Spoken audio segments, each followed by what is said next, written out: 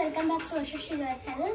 ಇವತ್ತು ನಾವು ಈ ತರ ಬರ್ತ್ಡೇ ಆಲ್ಫಾಬೆಟ್ಸ್ ತಂದಿರ್ತೀವಲ್ಲ, ಇದ್ರಲ್ಲಿ ಏನೇನೇನೋ ಈಸಿಯಾಗಿ ಮಾಡಿದ್ವಪ್ಪ. ಇವಾಗ ಔಟ್ ಮಾಡೋದು ಡೌಟ್ ಅಂದರೆ, ಇದು ಫಸ್ಟಿಗೆ ಈ ಥರದ ಪೈಪ್ಸ್ ಮೀನ್ಸ್ ಸ್ಪ್ರೇ ಪೈಪ್ಸ್ ಮತ್ತು ಪೆನ್ ಲೆಡ್ಸ್ ಮತ್ತು ಸ್ಟ್ರಾಸ್ ಕೂಡ ಬರುತ್ತೆ.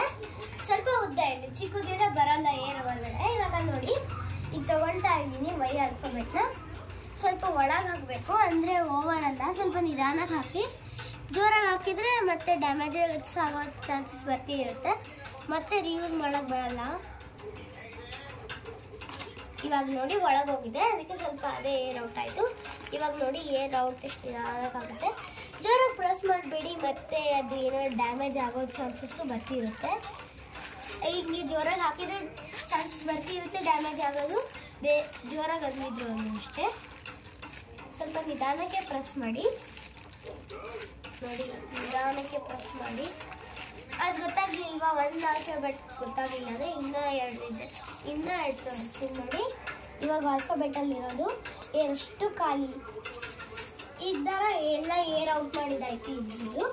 ಇವಾಗ ಇದನ್ನ ಫೋಲ್ಡ್ ಮಾಡೋಣ. ಹೆಂಗಂದರೆ ಹೊಸ ಪ್ಯಾಕೆಟಲ್ಲಿ ಕೊಟ್ಟಿರ್ತಾರಲ್ಲ ಆ ಥರ. ಪ್ಯಾಕೆಟ್ ಕವರ್ ಇದ್ದರೆ ಪ್ಯಾಕೆಟಲ್ಲೇ ಇಟ್ಬಿಡಿ, ಇಲ್ಲಾಂದರೆ ಅದರ ಟ್ರಾನ್ಸ್ಪರೆಂಟ್ ಕವರ್ಸಲ್ಲೆಲ್ಲ ಹಾಕಿರ್ಬೋದು. ನೋಡಿ ಯಾವ ಥರ ನಿಮ್ಗೆ ಬೇಕಾದ ಆಲ್ಫಾಬೆಟ್ ಇದು ನೋಡಿ. ಇವಾಗ ಆಲ್ಫಾಬೆಟ್ ಹೆಚ್. ಇವಾಗ ಇನ್ನು ಬ್ಲೋ ಔಟ್ ಮಾಡೋಣ ಬನ್ನಿ. ಹೇಗಂತ ಅಂದರೆ, ನಾವು ಒಂದ್ಸತಿ ಲೈಟಾಗಿ ಅನಿಸುತ್ತೆ ಒಳಗೋಯ್ತು ಅಂತ ಫುಲ್ಲು. ಆವಾಗ ನಾವು ಸ್ವಲ್ಪ ನಿಧಾನಕ್ಕೆ ಹಾಕಿ ನೋಡಿ. ಇವಾಗ ಒಳಗೋಯ್ತು ಅನಿಸುತ್ತೆ. ಇವಾಗ ನೋಡಿ ಹಂಗೆ ಕಡಿಮೆ ಆಗುತ್ತೆ ಒಳಗೋದ ತಕ್ಷಣ ಸ್ವಲ್ಪ. ಇವಾಗ ನೋಡಿ ಲೈಟಾಗಿ ಪ್ರೆಸ್ ಮಾಡೋಣ. ಅದೇ ಹೇಳಿದ್ನೆಲ್ಲ ಓದ್ ವಿಡಿಯೋದಲ್ಲಿ ಎರಡನ್ನೂ ಸ್ವಲ್ಪ ಪೈಪ್ನೂ ಹಾಕೋದು ಆಡ್ ಮಾಡಿಬಿಟ್ರೆ ಅದು ಡ್ಯಾಮೇಜ್ ಆಗುತ್ತೆ, ಮತ್ತು ರೀಯೂಸ್ ಮಾಡೋಕ್ಕೆ ಬರಲ್ಲ. ಮತ್ತು ಸ್ವಲ್ಪ ಜೋರಾಗಿ ಪ್ರೆಸ್ ಮಾಡಿದ್ರೂ ಅಷ್ಟೇ ಆಗುತ್ತೆ. ಅದಕ್ಕೆ ಸ್ವಲ್ಪ ನಿಧಾನವಾಗಿ ಪ್ರೆಸ್ ಮಾಡ್ಕೊಬೇಕು ನೋಡಿ. ಸ್ವಲ್ಪ ಇವಾಗ ಇದು ಪೈಪ್ ಕೂಡ ಅಂದರೆ ಹೊರಗಡೆ ತೆಗೆದೆ. ಇವಾಗ ಫೋಲ್ಡ್ ಮಾಡೋಣ ನೋಡಿ. ಫೋಲ್ಡ್ ಮಾಡ್ತಾ ಇದ್ದೀನಿ ನೋಡಿ. ಫೋಲ್ಡ್ ಮಾಡಿ ಕೂಡ ಆಯಿತು. ಇನ್ನು ಇನ್ನೊಂದು ಫೋಲ್ಡ್ ಮಾಡಬೇಕು.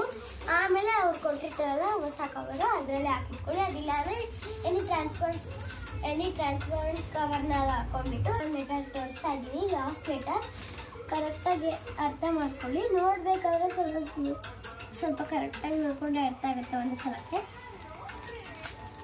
ನೋಡಿ.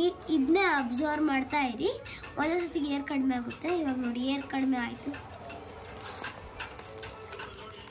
ಮತ್ತು ಉದ್ದ ನೈಸ್ ಅಂದರೆ ಸ್ವಲ್ಪ ಲಾಂಗ್ ಇದ್ದು ಅದರಿಂದ ಮಾಡಬೇಡಿ. ಎದುರುಗಡೆ ಟಚ್ ಆಗಿಬಿಟ್ರೆ ಆವಾಗ ಅದು ಹೊಡಿಯೋಕ್ಕೆ ಕೂಡ ಚಾನ್ಸಸ್ ಇದೆ. ಅದಕ್ಕೆ ನೋಡಿ ಗಾಯ್ಸ್, ಇವಾಗ ಇದನ್ನು ಫೋಲ್ಡ್ ಮಾಡೋದು ಹೇಳ್ಕೊಡ್ತೀನಿ. ಕರೆಕ್ಟಾಗಿ ಫೋಲ್ಡ್ ಮಾಡಿ. ಇದು ಈ ಥರ ಹಿಂಗೆ ಇರಬೇಕು. ಆಮೇಲೆ ಇನ್ನೊಂದು ಫೋಲ್ಡ್ ಮಾಡಿಬಿಡಿ ಇಷ್ಟೇ ನೋಡಿ. ಇಷ್ಟಾದರೆ ಮುಗೀತು, ಇದು ಆಲ್ಫಾಬೆಟ್ಟು ಮುಗೀತು, ಫೋಲ್ಡ್ ಮಾಡಿತ್ತು. ಬಾಯ್, ಮತ್ತೆ ಸಿಗೋಣ.